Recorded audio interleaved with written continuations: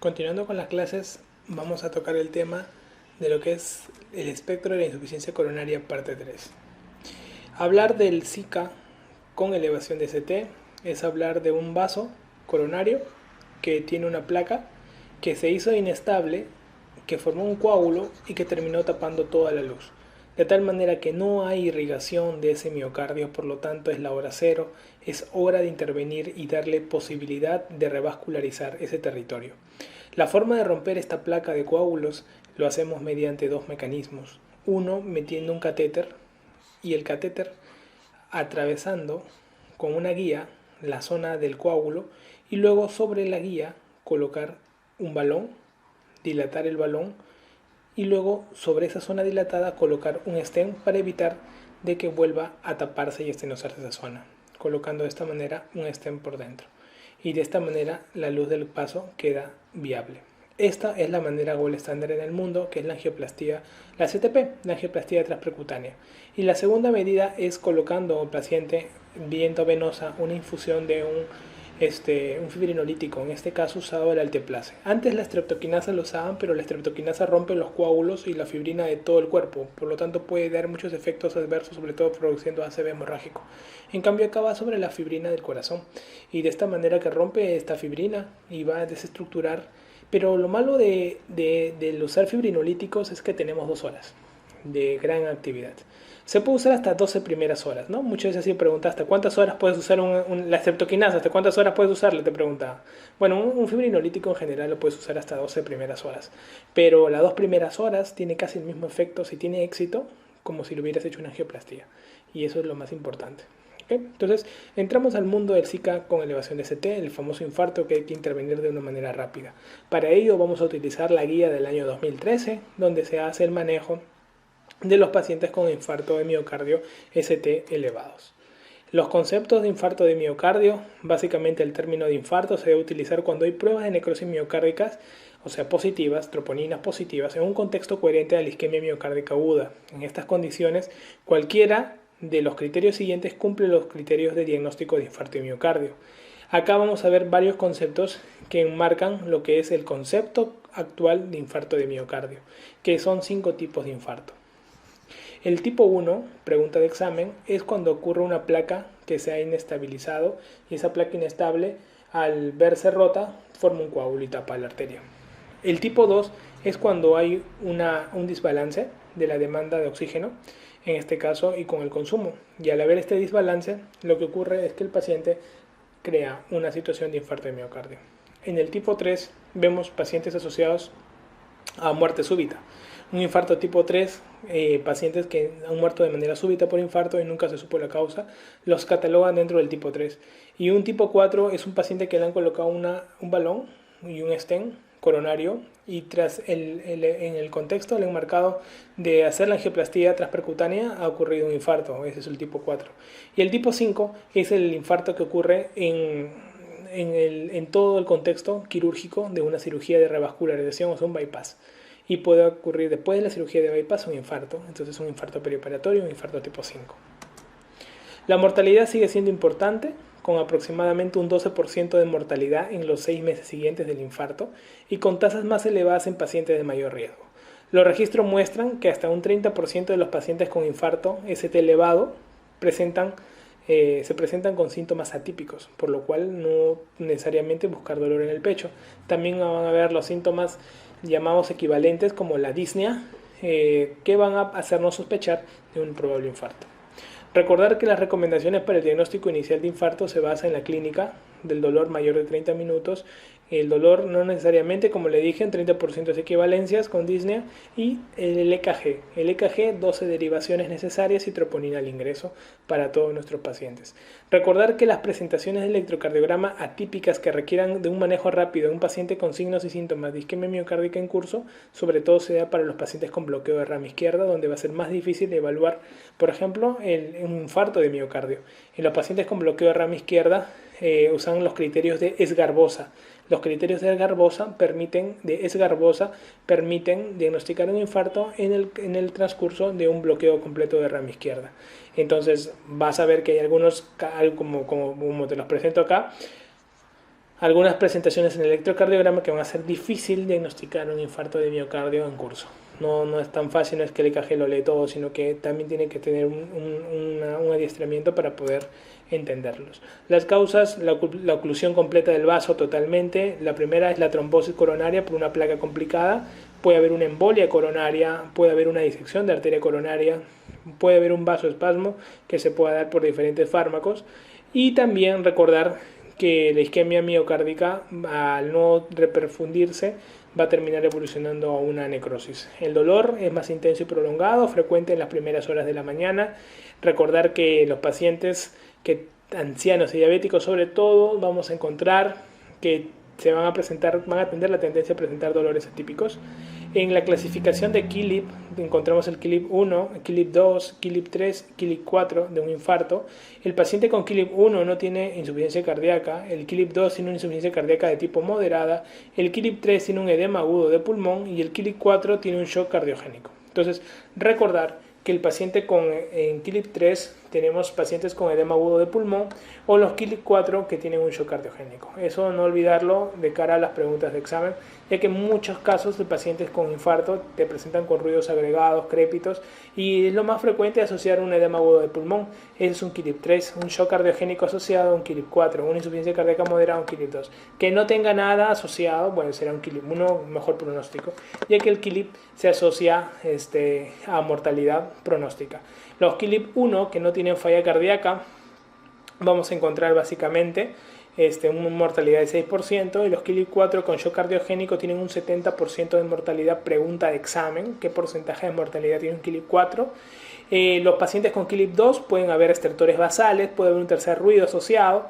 En el tipo 3, aparte de los tercer ruido y los rales, podemos encontrar el edema agudo de pulmón con un 33% de causa. Si se dan cuenta de un tipo 4 un shock versus un tipo 3, miren, casi más que doblega el porcentaje de mortalidad. Eso ténganlo presente. De acuerdo a un shock cardiogénico, un paciente con cardiopatía, con infarto, generalmente no sale.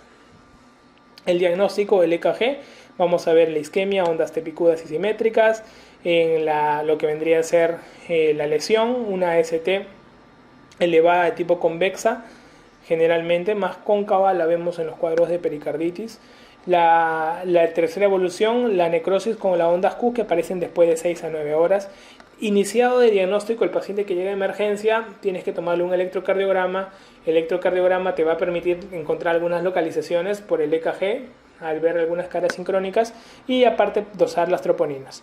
En las localizaciones anteriores de B1 a B4 generalmente tiende a tener complicaciones de todo tipo mecánicas, y las inferiores 2-3 ABF más que todo hace alteraciones del ritmo.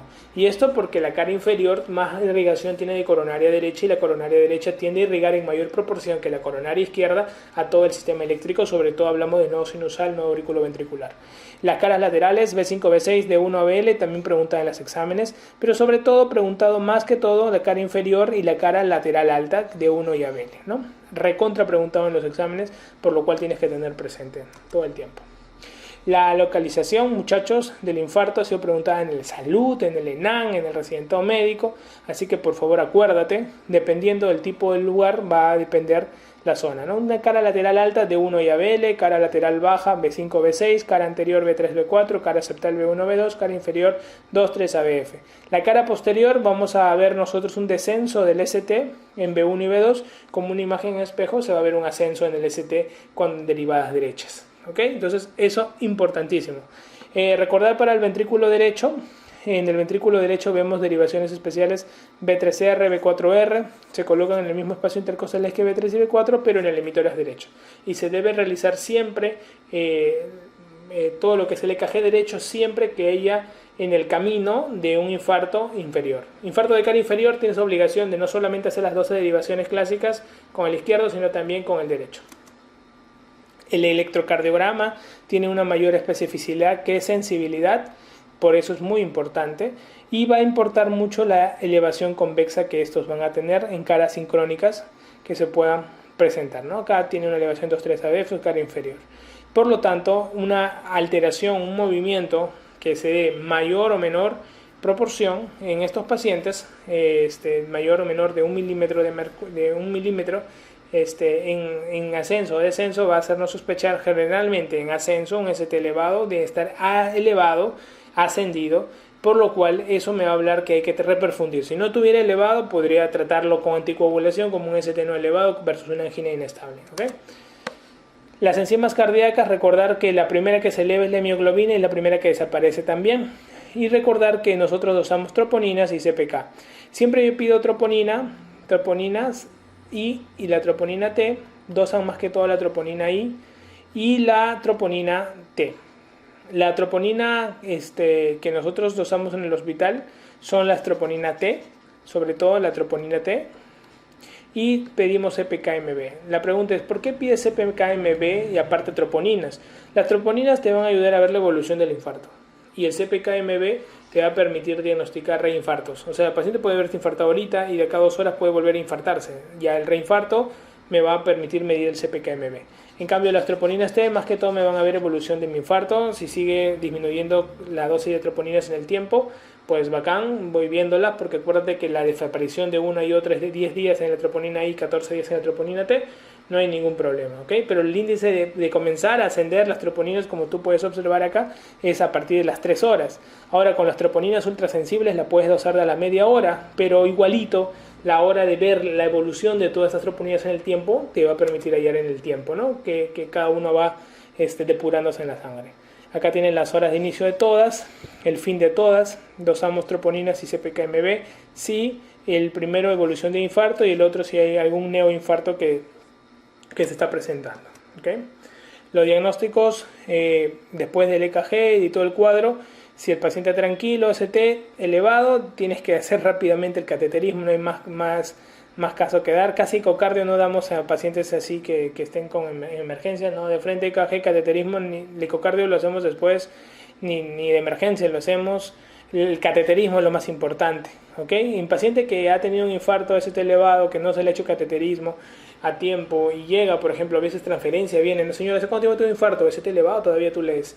No le han hecho cateterismo, no, fibrinólisis, nada le han hecho. El paciente vive en Puno y ha llegado recién, 5 días después. ¿Qué haces con ese paciente? Y no tiene síntomas, no tiene nada.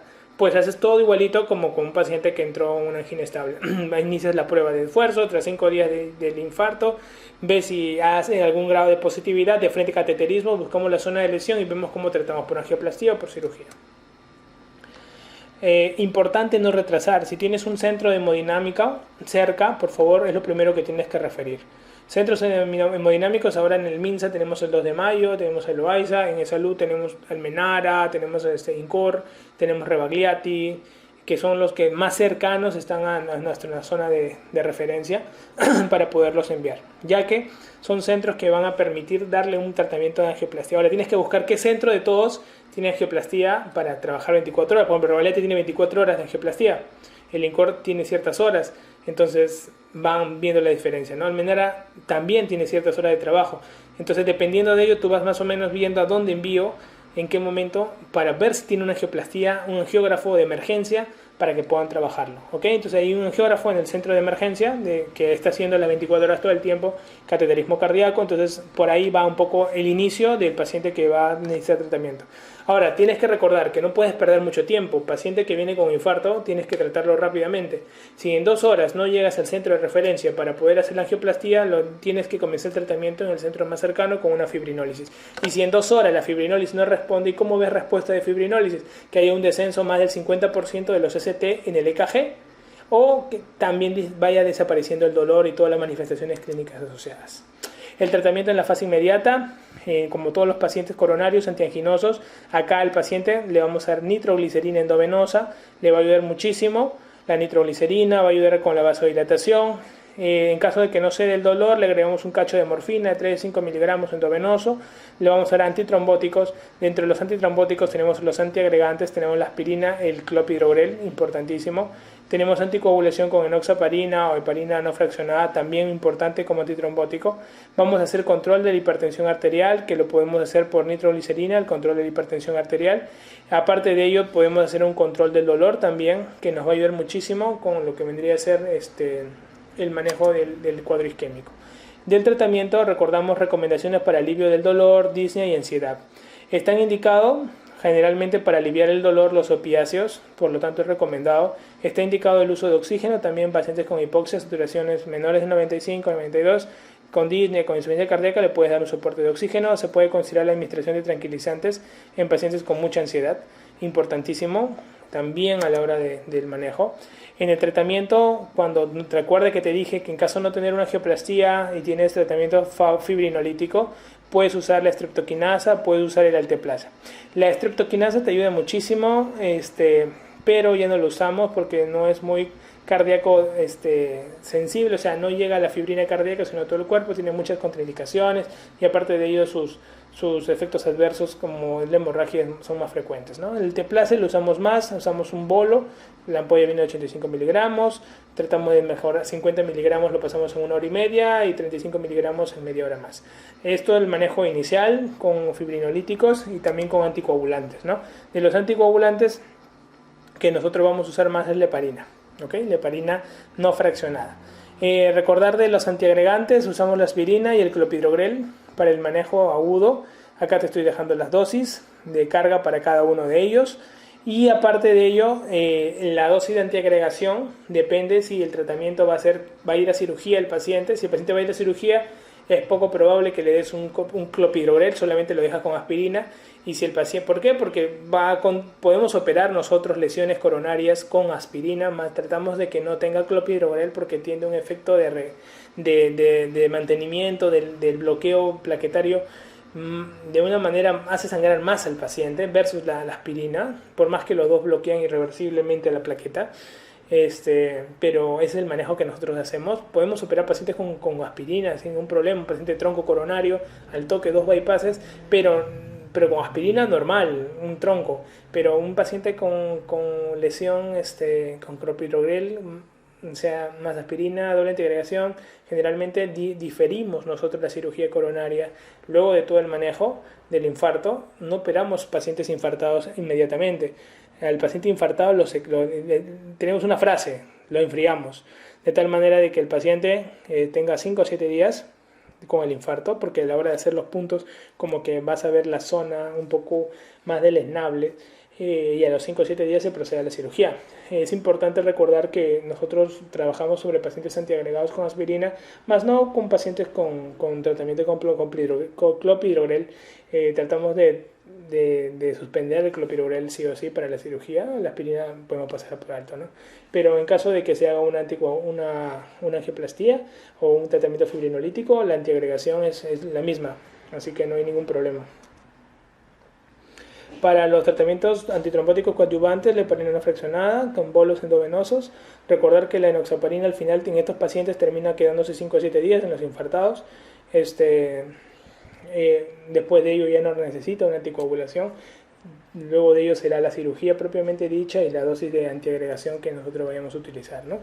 La segunda fase ya luego es la reperfusión, básicamente luego el tratamiento médico.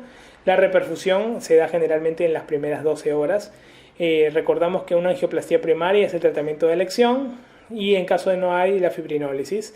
Y recordar los criterios de perfusión óptima, cuáles son: que haya cesado el dolor, que haya una estabilidad hemodinámica, que haya cambios eléctricos, haya una disminución de lo que viene a ser la amplitud, la elevación de ese tema del 50%, una disminución, y que haya aparte de ello una disminución del pico precoz del CPK en las primeras 12 horas, que haya disminuido con tendencia a la disminución, ¿no? Entonces quiere decir que va teniendo algún tipo de respuesta positiva nuestro tratamiento de reperfusión.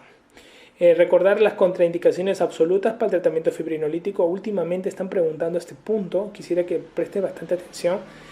Por ejemplo, pacientes con hemorragia intracraneal previa, accidente cerebrovascular de origen desconocido, paciente con accidente cerebrovascular isquémico en los 6 meses precedentes, daño en el sistema nervioso central o neoplasia o malformación auriculoventricular, pregunta de examen, trauma, cirugía, lesión craneal importante reciente en las 3 semanas precedentes, una hemorragia gastrointestinal en el último mes también, trastornos hemorrágicos conocidos, excluido la menstruación lógicamente, disección aórtica, pacientes que hayan tenido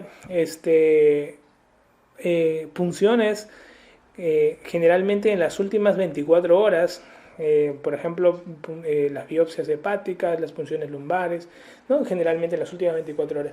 Este cuadrito quisiera que lo recuerdes. Han preguntado respecto a neoplasia cerebral como una contraindicación absoluta al tratamiento fibrinolítico. Entonces es importante recordarlo. Porque por las preguntas que puedan llegar, y aparte de que todos sepas cuáles son las absolutas, ¿no? Mira las relativas. Antiguamente en las relativas estaba la hipertensión arterial no controlada, ¿no? Y eso es una causa relativa actualmente.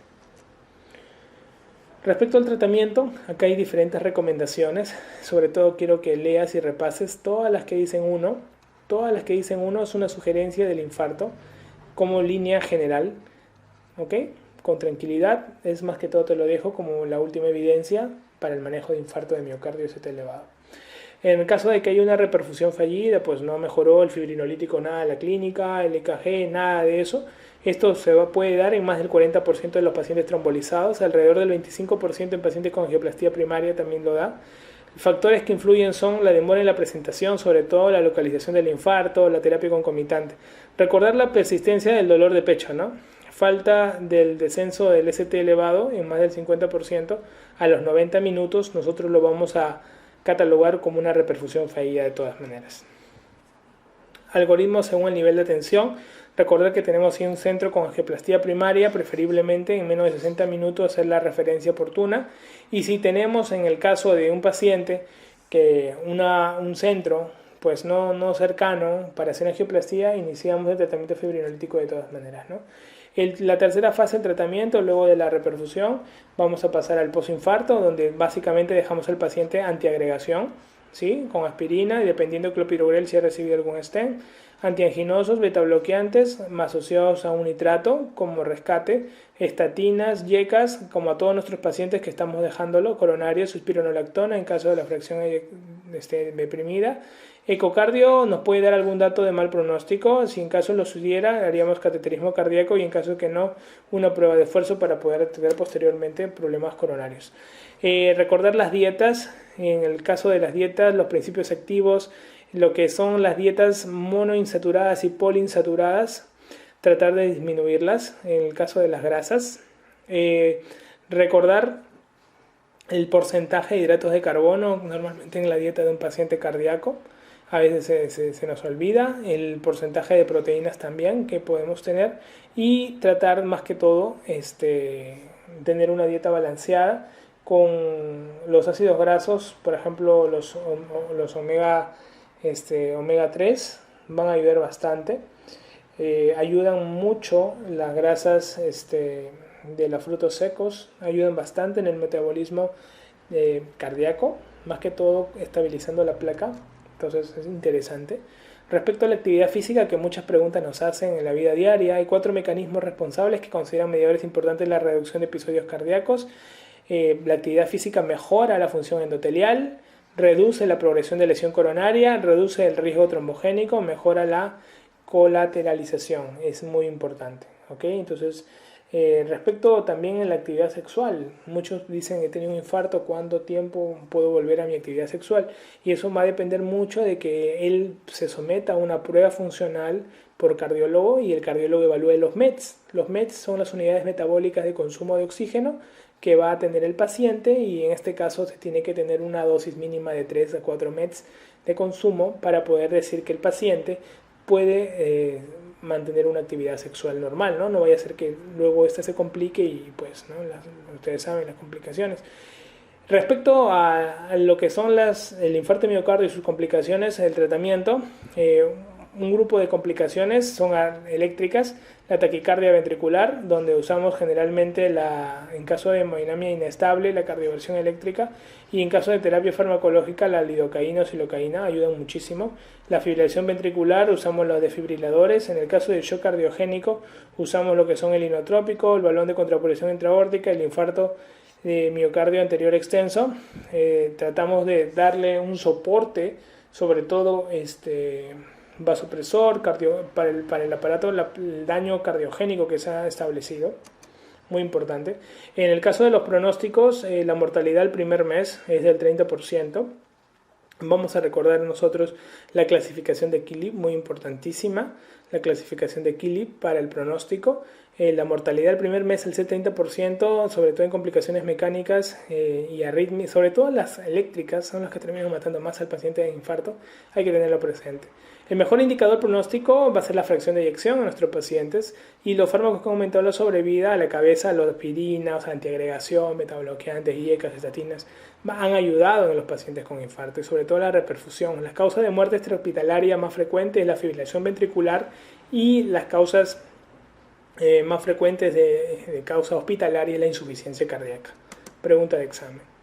Respecto al infarto de ventrículo derecho, vamos a ver nosotros que se da sobre todo en pacientes con infarto de cara inferior, tiene una tríada clínica que es la hipertensión, la ingurgitación yugular. Vamos a poder, aparato respiratorio generalmente va a estar normal, no va a haber ningún problema. El signo de Kussmaul, vamos a ver un aumento de la PVC con la inspiración. El diagnóstico generalmente lo hace una elevación del ST en B3R, B4R, y lo vamos a ver también en el ecocardio con una disminución de la disquinesia del ventrículo derecho.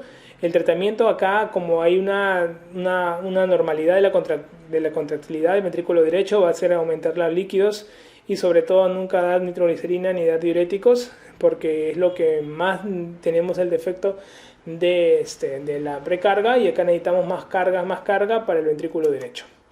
Respecto a los casos clínicos que pueden caer, el caso de shock cardiogénico y de infarto del ventrículo derecho, recordar que en el caso del shock cardiogénico el paciente tiene crépitos y por lo tanto podemos usar diuréticos. En cambio, del infarto del ventrículo derecho no hay crépitos.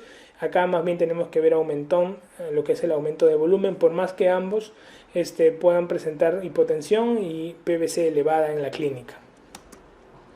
En las complicaciones eléctricas, como siempre les digo, la extrasístole ventricular más frecuente es la más frecuente de las arritmias, la extrasístole ventricular. Algunas formas de mejorar cuando se presentan es dando tratamiento con lidocaína, más no se usa lidocaína profiláctica en todas las extrasístoles ventriculares de infarto porque incluso se asocia a aumento de mortalidad. Cuando hay una taquicardia ventricular, lidocaína, una cardioversión eléctrica, y una taquicardia ventricular en el marco de un infarto indica mal pronóstico. En el caso de una fibrilación ventricular es la primera causa de muerte extrahospitalaria, es un mal pronóstico después de las primeras 24 horas. Puede haber un bloqueo de rama izquierda que pueda necesitar necesariamente un marcapaso transitorio. Recordar un equivalente de un paciente, un bloqueo completo de rama izquierda de novo es un equivalente de infarto de miocardio. La bradicardia sinusal puede ser otra complicación y se da sobre todo frecuente en infarto de miocardio de cara inferior y con buena respuesta a atropina. Pregunta de examen. Los bloqueos auriculoventriculares como complicaciones eléctricas en el infarto. Sobre todo en los infartos de cara anterior, ustedes pueden ver que se asocia al MOVIX 2 y los que tienen de cara inferior al MOVIX 1. Los del MOVIX 1 o de cara inferior generalmente son supragicianos, son de buen pronóstico y de respuesta a atropina. En cambio, los infartos anteriores o de MOVIX 2 son infragicianos y permanentes, no respuesta a atropina y tienen mal pronóstico. Una forma de una mnemotecnia que yo un poco uso es la cara inferior con el 1 y todo lo que es 1 va bien. Por lo tanto, supragiciano arriba, transitorio, o sea, es rápido, responde a atropina y buen pronóstico. En cambio, lo otro, ya lo que sobra, anterior 2 y todo lo que va con mal pronóstico. Es una forma de mnemotecnia que lo usamos a la hora de dar los exámenes porque nos preguntan mucho esto y es bueno saber diferenciarlo. Acá te estoy colocando los grados de MOVIX 1 más asociados a los infartos de cara inferior. Y en el caso de los MOVIX 2 son los más frecuentes asociados a los anteroseptales. ¿Okay? Importantísimo. Las complicaciones mecánicas que también se pueden presentar, así como todas las arritmias que viste, la rotura de pared libre, el CIB, la insuficiencia mitral, el aneurisma ventricular, el infarto del ventrículo derecho. Importante, acá te dejo las complicaciones mecánicas con sus alteraciones. Cuando tenemos, por ejemplo, una rotura de pared libre, un CIB o una insuficiencia mitral. Si tenemos una rotura de pared libre, generalmente se da en el caso de un infarto de cara anterior, se da 1 a 4 días tras el infarto, es más frecuente en ventrículo izquierdo, mujeres, ancianos, hipertensos, asocia mucho a muerte súbita. Recordar que estos pacientes necesitan una cirugía inmediata. El paciente y tiene una mortalidad muy alta. El paciente que ha tenido un CIB posinfarto generalmente se da, es más frecuente en el septo anterior, pero es de peor pronóstico cuando se da en el septo posterior. se da a los 2 a 3 días del infarto, se da con una insuficiencia cardíaca grave, un soplo pansistólico, un fremito parasternal. Acá observamos el famoso salto oximétrico y la cirugía generalmente la damos al tercer o cuarto día, si bien es urgente al tercer o cuarto día, pero todo este tiempo que lo tenemos con balón de contrapulsión intraórtica para que pueda mantener. El paciente que debuta con una insuficiencia mitral, generalmente la afectación es el músculo papilar posterior. Vemos acá más frecuente los infartos pequeños, y aparte de ello es importante recordar que los soplos que se asocian a estos tipos de infartos, como todos los cuadros mitrales, van a irradiación a la zona axilar. Si es una insuficiencia mitral masiva, puede debutar con edema agudo de pulmón y shock cardiogénico. El ecocardio nos va a ayudar muchísimo, y acá vamos a ver más que todo el tratamiento. Lo ideal sería hacer una plastía del músculo dañado, y en caso de que haya una rotura completa, un recambio que se debe hacer de la válvula en este paciente, ¿no? En el caso de los diagnósticos de afectaciones pericárdicas, tenemos la pericarditis y el síndrome de Dressler. En la pericarditis aparece generalmente a los 3 primeros días, el Dressler hasta 1 a 2 semanas. La característica de la pericarditis frecuente, generalmente los infartos transmurales. En el Dressler es más recidivante. El dolor pleurítico y roce pericárdico se puede dar en ambas, solo que en el Dressler se agrega la fiebre y la neumonitis asociada. El tratamiento de ambos es aspirina, y más el Dressler le agregas corticoides, ya que es característico, sobre todo guíate del tiempo de incubación, pero algo así como que el tiempo de latencia, ¿no? Para que puedas observar un síndrome de Dressler, ¿ok?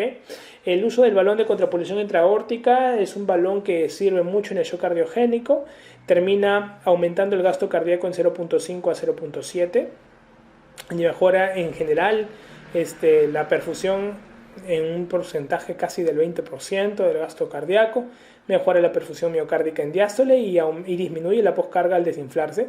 ¿En qué caso no sé cómo se usaría? En insuficiencia aórtica severa o disecciones aórticas, ¿no? Las indicaciones del balón es shock cardiogénico, postoperatoria de cirugía cardíaca con bajo gasto, una angina inestable, resistente al tratamiento médico que espera un cateterismo urgente, una cirugía urgente, complicaciones mecánicas del infarto o un puente al trasplante cardíaco, ¿no? Entonces acá observamos nosotros que en sístole el balón está disminuido, y en diástole vemos un inflado del balón, de tal manera que la sangre pasa a las coronarias a irrigarlas, ¿ok? Esto es lo que vamos a observar nosotros más en los pacientes que se usa el balón. Eso sería todo por la dinámica del manejo del infarto. No olviden las caras del infarto, las zonas de marcadores cardíacos, también importantísimo en el infarto, las medidas terapéuticas más oportunas y cómo es la medida de emergencia que deben tratar. Bueno, eso sería todo por la clase. Nos estamos viendo en las siguientes clases. Un fuerte abrazo para todos.